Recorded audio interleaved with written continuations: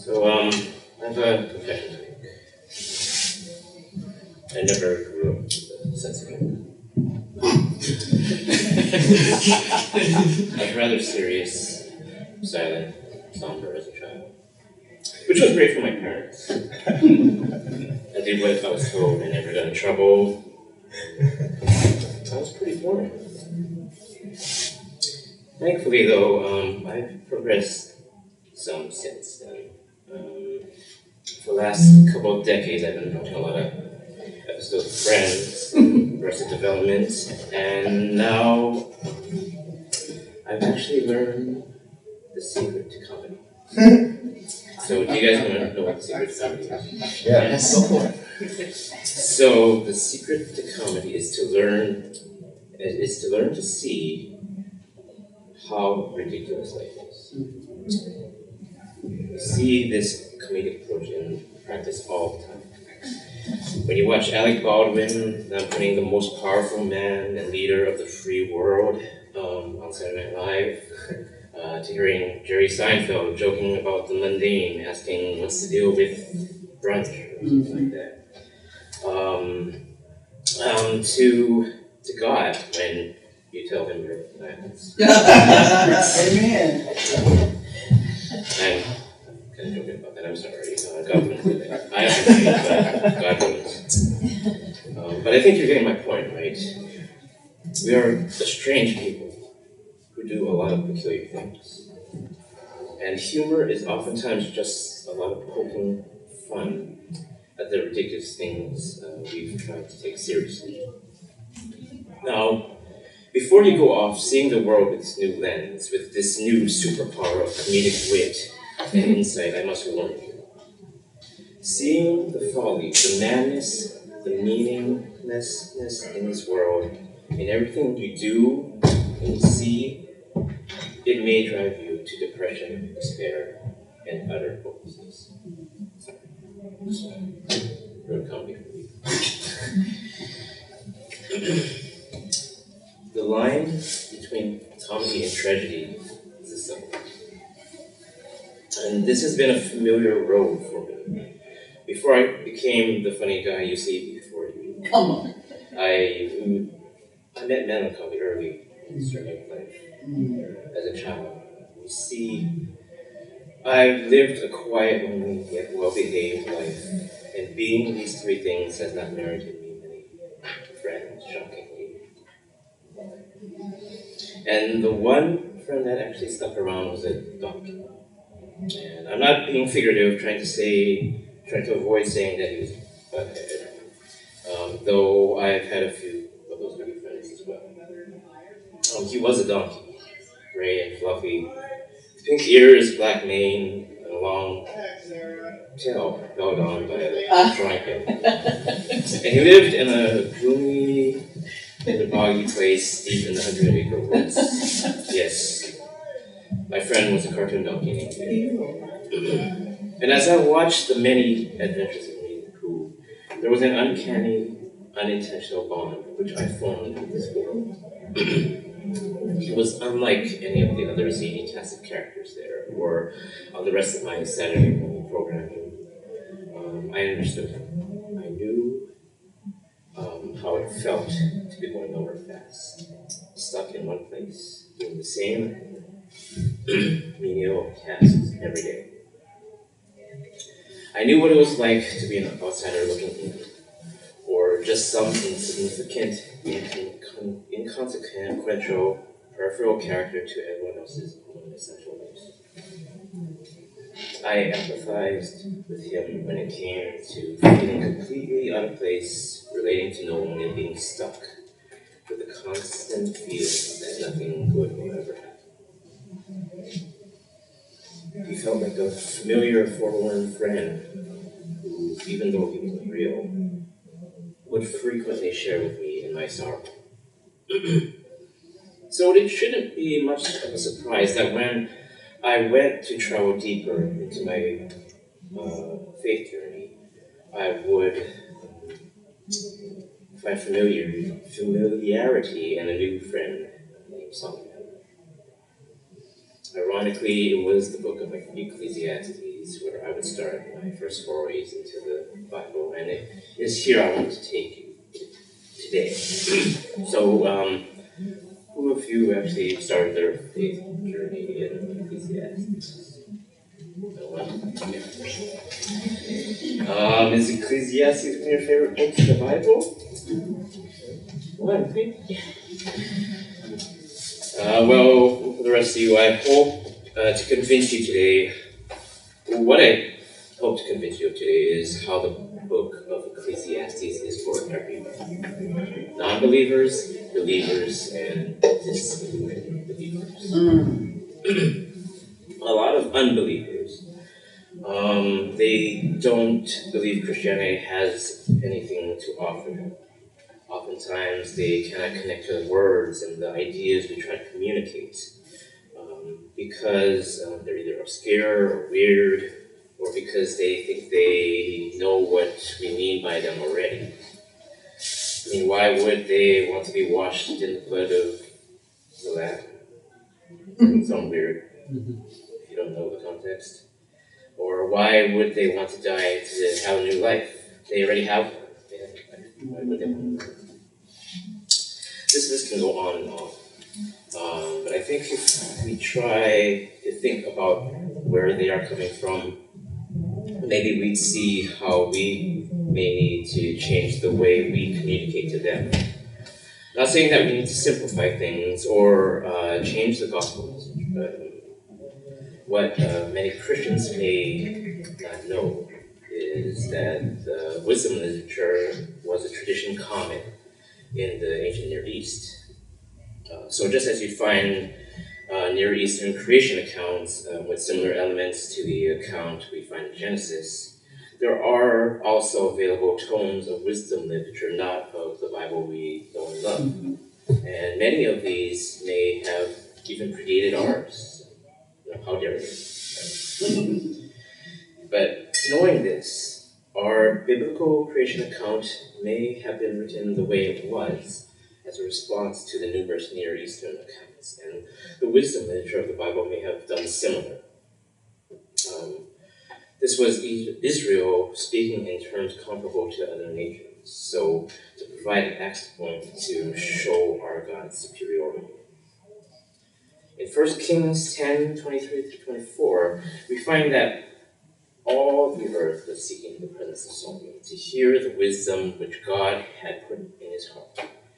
And this was because Solomon showed himself to be greater than all the kings of the earth in riches and in wisdom. And so, books like Proverbs and Ecclesiastes were resources that Solomon would have used to teach from. He tells us in Ecclesiastes,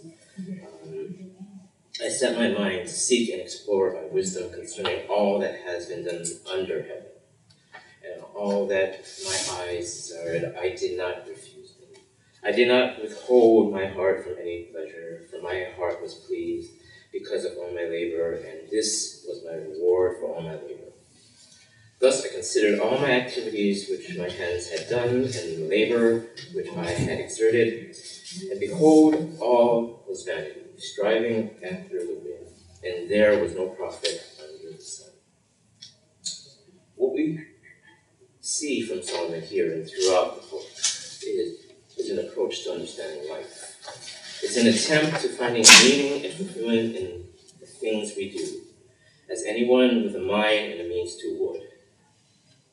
And though we don't have as much means as Solomon did, we here in America, in this postmodern world, most certainly have the freedom to explore anything and everything under the sun to our heart's content. As it is contained in our Declaration of Independence, life, liberty, and the pursuit of happiness, as given to all humans by their Creator. We pursue it as if we never even knew we had a Creator or someone like Solomon to tell us that it's all we need to us. And that's why it's not enough to tell people what we think or how to be. It's even oftentimes not enough to give people the facts or rational explanations of why we should or shouldn't do things. So, how many of you DARE graduates or at least heard of the DARE program?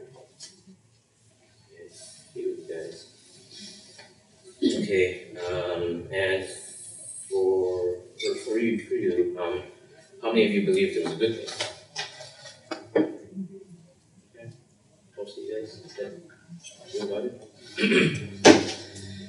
For those unfamiliar with DARE, short for Drug Abuse Resistance Education, was developed in the 80s and is the most common school-based program to prevent use of drugs, alcohol, and tobacco, as well as combat gang membership and violent behavior.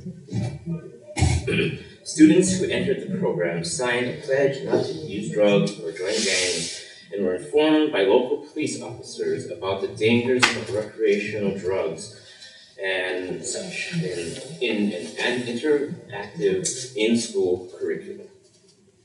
And for all its good intentions and all its facts of why it's not good to do drugs or drink alcohol or be violent, it didn't work.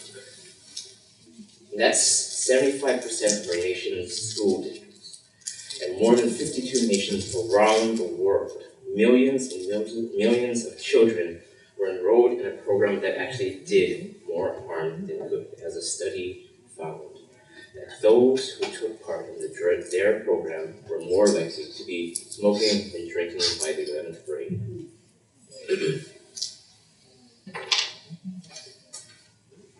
And this is not even mentioning the great amount of wasted time, money, effort, and lives that could have actually been changed if a better program was in place. DARE has since tried to remedy this by changing the curriculum to one that's now called, no joke, keeping it real, which has yet to be sufficiently testable. But as we know from my last talk, it needs to be keeping it real in love. That's what we in this class and in the church should know. Not just from the message, but because that's what the Bible said. It needs to be in love, in Christ, and that's the only way we'll ever succeed. Even Solomon knows what is crooked cannot be straightened. He knows that this broken world cannot be fixed through human striving, and yet he runs this mad experiment, which leads him to hopelessness and despair. Despite Solomon's failings, I'm thankful for my quality time sitting in the words and wisdom of Solomon. He met with me where I was at in my understanding of the world.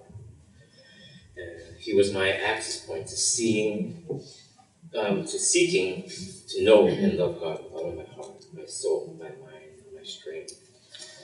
And though so many of us fear the dark, uncertain space he inhabits, the gloomy and boggy place deep in the Old Testament, it is inspired canon. Solomon still resides there in his son's state and has been kept there for a reason. I believe that there is a growing group that he speaks to. I am speaking here of the disillusioned. In some circles, they're referred to as the nuns. We spend so much of our time and effort in church making the gospel accessible. So easy for new believers to cross that bridge of faith. But we find ourselves on shaky ground. If we could talk in terms of the soil or the conditions of their hearts, I think that we do little to no work to help them prepare their foundational grounds for planting. We spoon feed them answers, not allowing them to think for themselves or grow. So often I hear us make faith in God something so ethereal, wrapped up in spirituality and dad jokes and Christianese, telling them that they must faith it to make it, and that they might as well just check their minds at the door. In our own college, I constantly heard students who take the pulpit denigrating the academic study of God in His Word, passing it off as a simple act of faith and relationship. Maybe they don't realize that they're saying it, but it completely contradicts them being in an academic institution studying about God and His Word. And I'm scared that we're releasing students who say and believe things like this. This only produces shallow Christians who can easily be led astray, or nuns who cannot stand the hypocrisy and decide to leave and look for another. The nuns have to know that we also live under the sun, that we too sometimes doubt and question, that we too struggle and suffer. But we do so not because our faith is in something we cannot see, but it is because it is grounded in something we've seen, because something we've struggled, because we've wrestled, because we haven't just relied on what people have told us, but have searched and found and reasoned out for ourselves to see the living God. So this isn't just for the sake of devotion, but all believers in the body of Christ. The word and the wisdom of Solomon should challenge all of us to our core. I would challenge you to scrutinize every aspect of your life. I would reread. I want to reread now part of the passage in Ecclesiastes that I read earlier. Hopefully, to get it right. I set my mind to seek and explore by wisdom concerning all things that have been done under the sun. And my eyes desired, I did not refuse them. I not withhold my heart from any pleasure, for my heart was pleased because of all my labor. And this was my reward for all my labor. Thus I consider all my actions, which my hands had done, and the labor which I had exerted, and behold, all was vanity. And striving after the wind, and there was no profit under the sun. Is this how we sound when we're talking to people about our lives? We have lists. We all have lists of things, miles and miles long, of what we want to do, what we want to accomplish, what we think we need to get us to the next phase of life. And truthfully, I gave up planning my life on setting goals for where I want to be later in my life. My lists, they were not very long to begin with. All I did prior was for the one goal of love, to love someone and have their love in return. And though it's still painful to think that that may never happen, my story is no longer about me. Because I came to the realization that when I met God, it wasn't that I was accepting God into my life, but accepting the life God has for me. We all have to live with the pains and sorrow of life, some more than others, but we are all united by the one story told through all our lives. Some of you might find it surprising, but the 100-Acre Woods was a very psychologically disturbed place. I've already talked about the donkey's depression, but we also had the pig's timidity and anxiety, the rabbit's OCD, the tiger's need for Ritalin, and the bear's forgetfulness and gluttonous appetite. And I found it interesting that this really severe set of mental and emotional issues resided inside the mind of a little boy named Christopher Robin. And even though fears and anxieties and depression are all present, that little boy seems unhindered by them. He took them and led them confidently through innumerable successful adventures. I think that says something about what we can do together, and united under one story. That we may need to embrace the right relationships wholeheartedly. with no reservations, that we may need to take each other's hand and help each other through life's little adventures.